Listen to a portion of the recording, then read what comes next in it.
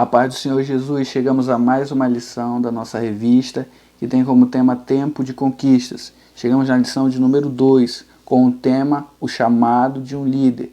E o versículo de dia em estudo é Josué capítulo 1, versículo 9, que diz o seguinte: Não te mandei eu, esforça-te, tem bom ânimo, não pasme nem te espantes, porque o Senhor teu Deus é contigo, aonde quer que andares.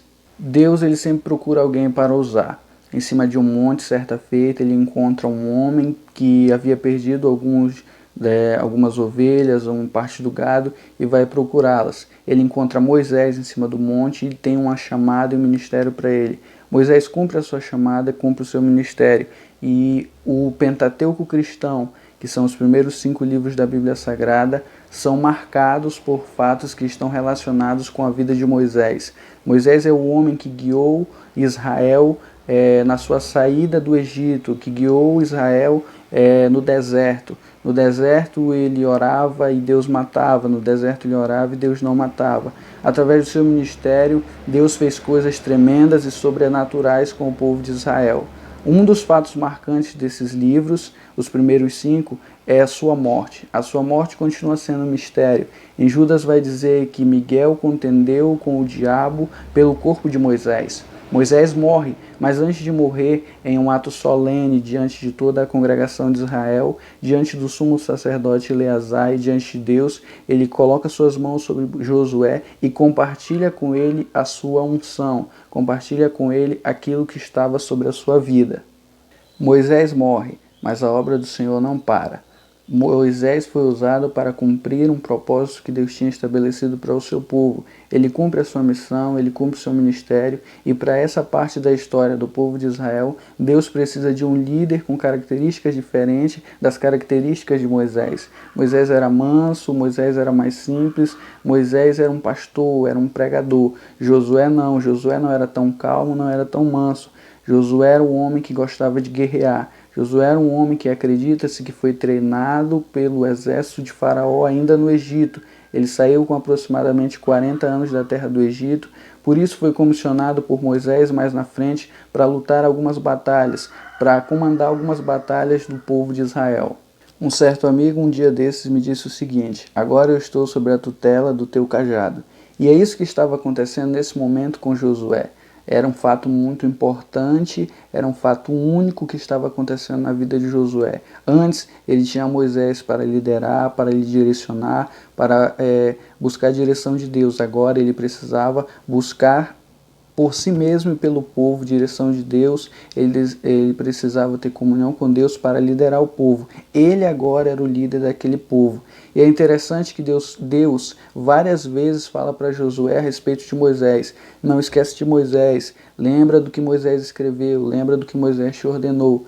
Há alguns líderes que, por medo, por porfia ou por insegurança, tentem menosprezar o trabalho dos outros líderes ou do líder anterior. E isso afeta muito a obra de Deus, pois o apóstolo Paulo ele vai falar que ele semeia a palavra, o outro rega, mas quem dá o crescimento da obra, quem dá o crescimento daquela história, daquele momento, é o próprio Deus. Todos têm as suas características, todos têm o seu momento específico de atuar na obra de Deus com determinadas funções. Não menospreze a obra, não menospreze o trabalho dos outros líderes, pois eles também foram ungidos por Deus para fazer aquela obra, aquele trabalho, aquele serviço na sua casa. E na obra de Deus todos são importantes, todos exercem uma função importante. Não importa se aquela pessoa é aquela que está em cima do altar em evidência ou não, que vive fazendo trabalho na logística ou alguma coisa assim. Na primeira geração, Deus pune algumas pessoas por causa de seus erros, mas na segunda geração, ele ensina a Josué que ele precisa manter todas as pessoas unidas, precisa manter o povo focado naquilo que é o seu alvo, naquilo que é a sua missão. Ele ensina para Josué que ele precisa de todos, não importa a fraqueza de alguns, não importa a força de outros, ele precisa de todos trabalhando em um mesmo propósito. A Bíblia Sagrada ela é tão verdadeira que ela não omite os erros de Sansão, de Davi e muito menos de Adão. E acredita-se que Josué escreveu o próprio livro até certo momento. E Josué ele não omite os seus erros, seus fracassos, porque ele entende que, apesar de ser escolhido por Deus, apesar de ter a graça de Deus sobre ele, ele continua sendo humano, continua sendo falho, continua sendo pecador. Mas a graça de Deus, ela é o suficiente na vida de um escolhido por ele, na vida de alguém que foi chamado para exercer a liderança na sua obra.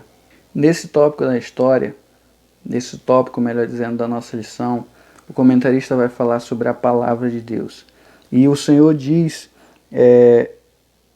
no versículo 7 do capítulo 1 de Josué o seguinte: tens o cuidado de fazer conforme toda a lei que o meu servo Moisés te ordenou. Dela não te desvies nem para a direita, nem para a esquerda, para que prudentemente te conduza por onde quer que andares. Nesse versículo, Deus está alertando Josué do quão importante é a obediência à sua palavra. A antiga geração não foi capaz de obedecer às leis que o próprio Deus estabeleceu para a nação. Mas Josué, ele agora ouve Deus dizer que a Bíblia Sagrada, que a sua palavra, que as suas leis são importantes para que se conquiste algo. E ele precisa passar isso para o povo. E ele repete isso várias vezes para Josué: obedece a lei, obedece a palavra. Porque se tu fizer conforme tudo que nela está escrito, o teu caminho te vai bem. Tudo que tu fizer vai bem enquanto tu obedecer a palavra de Deus. Aqui nós entendemos o quão importante é a escola dominical, o quão importante é a palavra, o ensino e aprendizado da palavra de Deus na nossa vida. A Bíblia Sagrada, ela nos traz lições que, se aplicadas à nossa vida, tanto espiritual, moral, ética, econômica, em qualquer área da nossa vida, se elas forem aplicadas, nós poderemos ser transformados por ela e a nossa história pode ser reescrita por Deus se nós obedecermos a sua palavra. Quando Deus diz para Josué: não te mandei eu, ele está fazendo Josué reconhecer que a sua chamada não veio dos homens, que a sua chamada não veio da terra, que a sua chamada foi feita pelo próprio Deus. Ele está dizendo que o ministério de Josué foi estabelecido por ele. Então, aquilo que ele fizer, ele continua dizendo, faz com esforço e com um bom ânimo. Ele diz, se esforça, dá o teu melhor pela obra de Deus, pela liderança, pelo povo e para que o nome de Deus seja reconhecido entre os homens na terra. Deus, ele levanta pessoas. E você, eu acredito que é uma dessas pessoas que Deus escolheu para fazer a diferença. Deus escolheu as pessoas que teimam em não obedecer ao seu chamado, não seguir o seu chamado.